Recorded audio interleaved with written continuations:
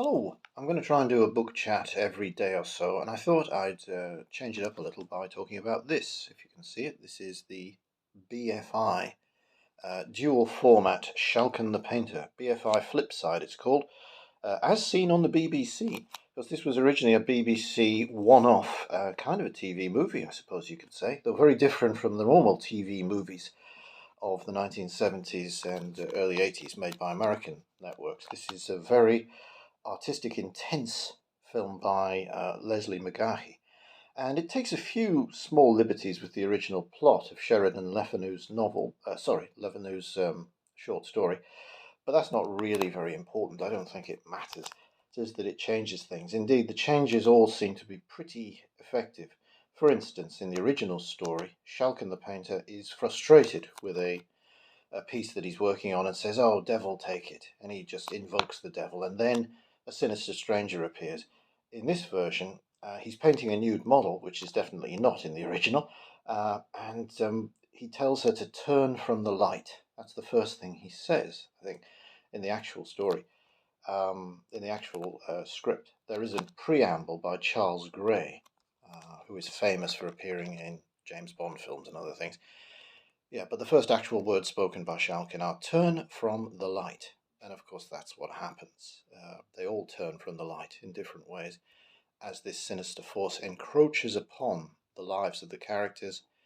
And essentially, a very innocent young woman is betrothed on the basis of money to a sinister old man, very sinister old man, who has seen her before, but she has no idea where. Then it turns out, well, we find out exactly who and what he is.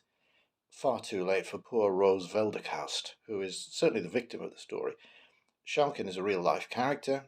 There's actually a painting shown in the film which doesn't exist in real life. It's described as a painting by Schalken. It actually isn't. It was contrived for the film, though lots of people looked for it and sort of couldn't find it because Sheridan Le Fanu describes this painting as if it's a real thing, and it ain't.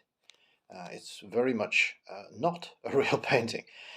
So it just goes to show what a great writer Le Fanu was, that he could describe a painting that then people over a century later started looking for, couldn't find, had to make one themselves. Um, as I say, this is highly recommended. A film by Leslie McGahey, Schalken the Painter, if you can get it. I'm sorry about the light on the cover there. Um, a fascinating example of how to successfully adapt a classic Gothic tale, which on the face of it doesn't seem to have a lot of action in it, a lot going for it, but in fact is the perfect slow burn Gothic horror story.